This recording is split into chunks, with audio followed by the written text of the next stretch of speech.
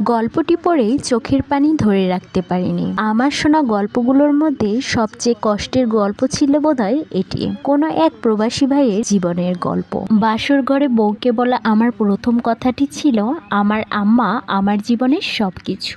আমি হয়তো আমার আম্মার থেকে বেশি কাউকে ভালোবাসতে পারবো না, কিন্তু আমি চেষ্টা করব তোমাকে তোমার জায়গায় সর্বোচ্চ ভালো রাখার, ভালোবাসার। প্লিজ আমার আম্মাকে কোনোদিনও কষ্ট দিও না। আমার মতো এমন ডায়লগ হয়তো বাংলাদেশের বেশিরভাগ ছেলেরাই দিয়ে থাকে। আমার ব্যতিক্রম হতে মন চাইল না। বউ আমার দিকে ড্যাব ড্যাব করে তাকিয়ে রইল, কিছু বলল না। বয়সে ছোট মেয়ে, কষ্ট পেল না কি পেল না ঠিক বুঝলাম না। আমি বিছানায় বসতেই সে একটু সরে গিয়ে জায়গা করে নিয়ে বলল, আচ্ছা আপনি কবে চলে যাবেন? আমি একটু অপ্রস্তুত হয়ে বললাম, আসছিলাম তো 5 মাসের ছুটিতে। মেয়ে দেখতে দেখতে তো 1 মাস চলে গেল। বলতে পারো গুনে গুনে 4 মাস আছি। এরপর আমি আমতা আমতা করে জিজ্ঞেস করলাম, আমি তোমার নামটা ভুলে গেছি, কি যেন ডাকনাম তোমার? মেয়েটি বলল, আমার নাম রিনি।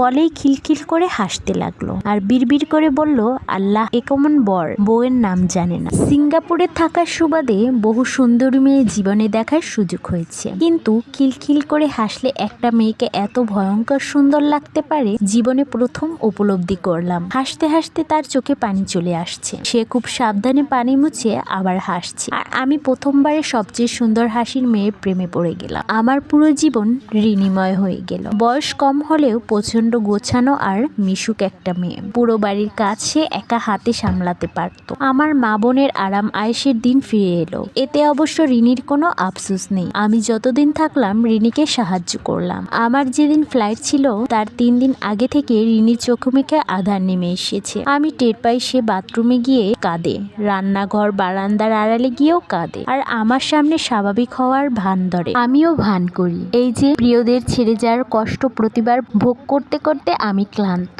মাত্র ইন্টার পাস করে দেশের বাইরে পাড়ি দিয়েছি জীবিকার তাগিদে। আব্বা মারা যাওয়ার পর ইচ্ছা থাকা সত্ত্বেও আর পড়াশোনা করতে পারিনি। 17টা বছর প্রবাস জীবন কাটিয়েছি।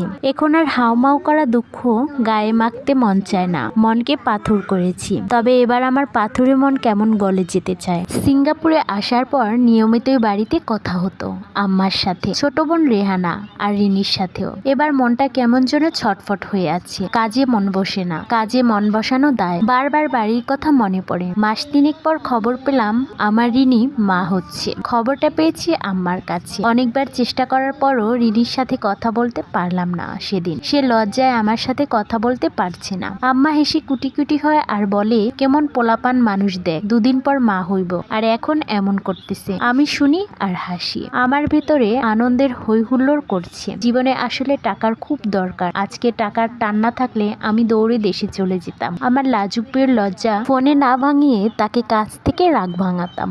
একটা সময় ছিল ছোট পোশাক পরা বিদেশি সুন্দরীদের ওপর চোখ চাইতে না চাইতে চলে যেত, কিন্তু এদেরকে এখন আমার ফ্যাকাশে লাগে। আমার নিজের ভেতর আমি অন্য আমিকে আবিষ্কার করতে থাকলাম। প্রায় খাতা কলম নিয়ে হিসেবে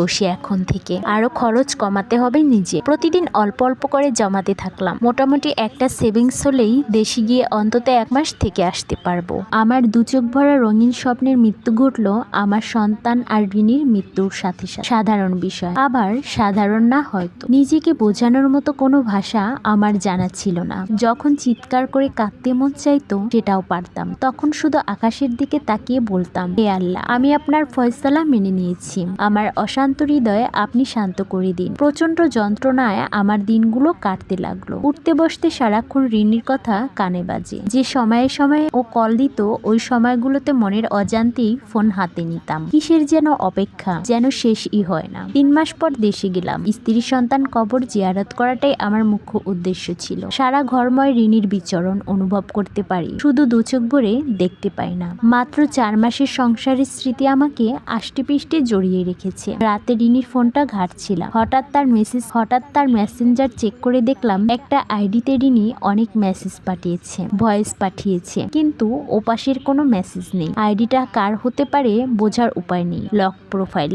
আমি মেসেজগুলো পড়তে লাগলাম। আমার মা বোনকে নিয়ে শত শত অভিযোগ, শত শত দুঃখ কষ্টের কথা সে লিখে পাঠিয়েছে। রাগ লাগছে, মনে সন্দেহ উকি দিল, সে কি কারো সাথে পরকীয়ায় জড়িয়েছিল। পরদিন সকালে আমি টাকা দিয়ে আইডিটা হ্যাক করাই। লগ ইন করে বোকা বোকা বনে যায়। ফেক আইডি, কোনো ফ্রেন্ড নেই রিনি ছাড়া, কেউ নেই, শূন্য ফাঁকা আইডি, কোনো পোস্ট নেই। লগ ইন ডিটেলস চেক করে বুঝলাম এটা রিনিরই আইডি, আর সে তার কষ্টগুলো আমাকে না বলে এখানে লিখে রেখেছে। অনেক জানা অজানা সত্য আমি জানতে পারলাম। আমার মা বোনের তার প্রতি অনাদর, অবহেলা সে আমাকে কেন বলেনি তা আমার বুঝতে বাকি নেই। কতটা অমানবিক আমার মা বোন হতে পারে আমি চিন্তা করতে পারছি না। মেয়েটি নিশ্চয়ই ভেবেছিল সবচেয়ে বেশি ভালোবাসা মানুষটির নামে আমার কাছে অভিযোগ করতে নেই, কিংবা আমাকে সে কষ্ট দিতে চায়নি। অনুতাপ অনুশোচনা আমাকে ঘিরে ধরলো। আমি হাসপাতালে গেলাম যেখানে রিনি মারা গেছে।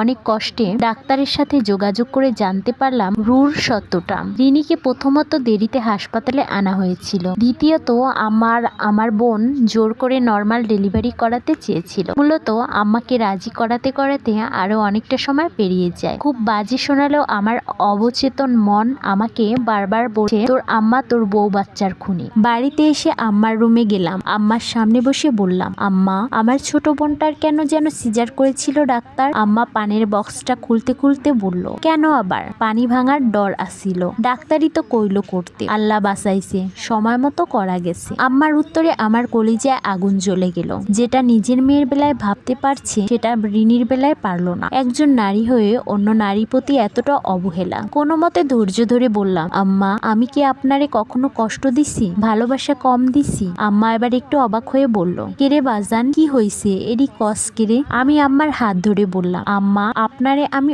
অতি ভালোবাসছি, তাই জানতে চাই আমার দ্বারা আপনি কষ্ট পাইছেন কিনা। আম্মা আমার মাথায় হাত বুলাইয়া বলল, তুই আমার সোনার টুকরা ছেলে, তোর মতো ছেলে আল্লাহ সবার ঘরে ঘরে দে। আমি আম্মার আরেকটু কাছে গিয়ে বললাম, আম্মা রিনিকে তো আপনি রেহানা দুজনেই পছন্দ করে এনেছিলেন, তাহলে ওর সাথে কেন এমন করেছেন? কেন আম্মা? ওরে ফোনে কথা বলতে দেখলেই এত ডাকাডাকি কেন করতেন বলেন তো? 8 মাসের পোয়াতি মানুষটাকে দিয়া কেন ভারী কাজ করাইতেন? খাবার কেন কম দিতেন আম্মা? আমি কি টাকা কম দিতাম? লাগলে আমাকে বলতেন, আমি না খেয়ে টাকা দিতাম। আমি তো আল্লাহর ভরসা আপনার কাছে আমার বউকে রেখে গিয়েছিলাম। আপনি আপনার বিবাহিত মেয়ের দেখভাল করলেন শ্বশুর বাড়িতে না, নিজের মায়ের কাছেই থাকে বেশি, কিন্তু আমার এতিম বউটাকে দেখলেন না আম্মা। কাজের লোকের মতো তারে দিয়ে খাটাইতেন। আগে না হয় নিজের ইচ্ছায় করতো, কিন্তু যখন শরীর খারাপ হইলো তখন কেন জোর করলেন আম্মা? আম্মা আমার হাত ছেড়ে দিয়ে চিৎকার করে বলল, মরার আগে এমন মিথ্যা কথা কইয়া গেছে আমার নামে, আল্লাহ আমারে তুমি উঠাইয়া নাও, তুমি বিচার করো, কবরে আগুন জ্বলবে। আম্মার চিৎকারে বোন আর ভাতিজিও ছুটে এলো। আমি বোনের দিকে তাকিয়ে বললাম, তোর সিজারের টাকা কে দিয়েছে?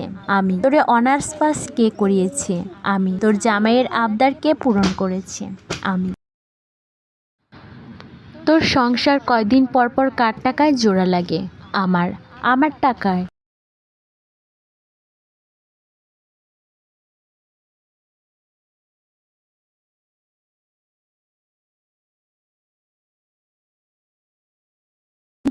আমি কিছুটা রেগে গিয়ে বললাম, মিথ্যুক তো তোরা এতরকম অমানসিক করেছিস, এমনকি তুই তার গায়ে দুধ তুলেছিলি। আমার আম্মা সেটাকে আবার রায় দিচ্ছে। তোমাকে কিছু বলল না। বোন এবার মস্করার সুরে বলল, ও তোমার বউ, তোমার ভালো বউ কিছু বলে নাই, তাহলে এ বউয়ের ভূত এসে বলে গেছে? ইচ্ছে হলো চর মেরে ওর বাচ্চাটা সামনে দাঁড়ানো নেহায়েত ছেড়ে দিল। কিরমির করতে করতে বললাম, নিজে নাপকে পড়িয়েছি, তোর জামাইয়ের অতিরিক্ত চাইনকাম করে মেটানো, যেহেতু নিজের করেছিস না। বিলাপের সুরে বলল, নিজের আপন ভাই বোনরে এমন খোটা দি পরের বাড়ির মেয়ের জন্য এদিনও আসিবনে। আমি আম্মাকে বললাম, আম্মা আমি তো সিজারের জন্য ছিলাম আলাদা করে, তাহলে আপনি করাইতে চান নাই কেন? আর রেহানার এত আপত্তি থাকার কি আর কোনো কারণ ছিল? আম্মা জোর গলায় বলল, আমরা করাই নাই, ডাক্তার আমরাই কইছি টাকা যা লাগে লাগুক, অপারেশন হেরালে আমরা কি করব, ইসা দোষ দিবি না। আম্মার সহজ সরল মিথ্যা বিষের মতো লাগছে। দীর্ঘশ্বাস ফেলে বললাম, আম্মা আমি খবর নিয়ে আসছি, সিজারের টাকাটা আপনি আপনার মেয়ের জামাইকে দিছেন, তার জমি কেনার আপনার মেয়ের সংসার বাঁচালেন, আর আমার সংসারটা ভেঙে দিলেন, আমাকে মেরে ফেললেন। এ আপনার কেমন বিচার আম্মা? আম্মা কাঁদো কাঁদো গলায় বলল, মত আল্লাহর কাছে, তুই আমার না। যেন হাদিসটা পড়েছিলাম, তুমি তোমার বাবা মায়ের সাথে তর্ক করো, এমনকি তাদের জুতোর সাথেও, যদিও বা তুমি সঠিক হও। প্রচণ্ড আক্রোশে ফেটে পড়তে ইচ্ছে হওয়া সত্ত্বেও নিজে দমালাম। আম্মার দিকে শান্তভাবে বললাম, আল্লাহ বলছে যে আপনি এবং আপনারা করেন নাই, খারাপ করেছেন। তারে তিলে তিলে শারীরিক মানসিক যন্ত্রণা দিয়ে সে যদি আমাকে নালিশ করত তাহলে সব মিথ্যা সুযোগ ছিল। কিন্তু যে মানুষ হাতে মিথ্যা বলার দরকার হয় না। কথাটা বলেই রুম থেকে অনেক প্রশ্ন, অনেক কথা ইচ্ছা থাকা সত্ত্বেও বললাম না। মা বোন বিলাপ করছে, মানুষ আমাকে বউ পাগল নিষ্ঠুরতম সন্তান হিসেবে জানুক, তাতে আমার আর কোনো কিছু যায় আসে না। ফ্লাইটের আগের দিন আম্মা ডাকলো। এতদিন একসাথে না খেলেও আজকে খেলাম। খুব স্বাভাবিকভাবে আম্মাকে বললাম, মা কোনো দিন তো এয়ারপোর্টে যান নাই, এবার চাইলে যেতে পারেন। আমার সহজ স্বাভাবিক কথা খুশি হয়। আমার দিকে চেয়ারটা একটু, বাবা আর একটা মাস থাক, আমি মেয়ে খুঁজতেছি। চিন্তা করিস না, ভালো মেয়ে আনমু, জীবনে চলে। আমি আমার দিকে তাকাই বললাম না। মনে মনে ভাবলাম, আচ্ছা আম্মারা না সব বুঝে, কিছু কিছু আম্মারা কেন বুঝে না সন্তানের। ইমিগ্রেশনে ঢোকার আগে আমি আমার আম্মাকে জড়ায় ধরে বললাম, আম্মা আপনি আমাকে সন্তানহারা করেছেন। আজকে এটা আপনার প্রতি আমার নীরব প্রতিমা। আপনাকে যদি আমার বুকের ভেতরের কষ্টটা দেখাতে ছেলেকে নিজ হাতে কতটা কষ্টের সাগরে দিয়েছেন। আম্মা আতকে উঠলেন, শক্ত করে ধরে বললেন, কি বললি তুই? আমার হাত ছাড়িয়ে উদ্দেশ্য করে বললাম, যদি দেখিস কখনো টাকা পাঠানো বন্ধ হয়ে গেছে, বুঝবি তোর ভাই মারা যত বেঁচে থাকবে, আশা করি তুই তার দেখভাল করবি। আচ্ছা, এছাড়া তোদেরকে টাকার কথা ভাবতে হবে না কখনো। 2 কদম হেঁটেই পেছনে ফিরে তাকালাম। জন্মদাত্রী হাঁটতেছে। পেছন ফিরে গেলাম আর আম্মার দুহাতে আম্মা আমি আপনার থেকেও হতভাগা। আপনার সন্তান আপনার থেকে হারিয়ে গিয়েও আপনাকে ভালোবাসবে। আর আমার সঙ্গে চেনার আগে, ছোঁয়ার আগেই আমার থেকে হারিয়ে গেছে। আম্মা চিৎকার করে মাটিতে বসে পড়লেন। আমি যথাতে লাগলাম। আর পেছনে ফিরে তাকানো যাবে বড্ড খারাপ জিনিস। ফ্লাইটে উঠে প্লেলিস্ট খুঁজে পুরনো গানটা খুঁজলাম। সময় উপযোগী গান। ছোটবেলায় আব্বার গান খুব বাজত, শিল্পী ইব্রাহিমের গান। বড় হয়ে ইউটিউবে আমি গা এলিয়ে দিয়ে চোখ বুঝলাম, অল্প ভলিউমে বাজছে, ভালোবাসা তোমার প্রতি রইল। চোখের আড়ালে আমি মনের আঙিনায় রইব, আমার তোমার প্রতি রইল। বুঝে আমি রিনিকে দেখতে পাই। খিলখিল করে হাসিটা আজকে হাসছেন, তার 2 চোখ ভরা অভিমান। দৌড়ে পিছিয়ে থাকা এ অভিমান কি ভাঙবে কখনো?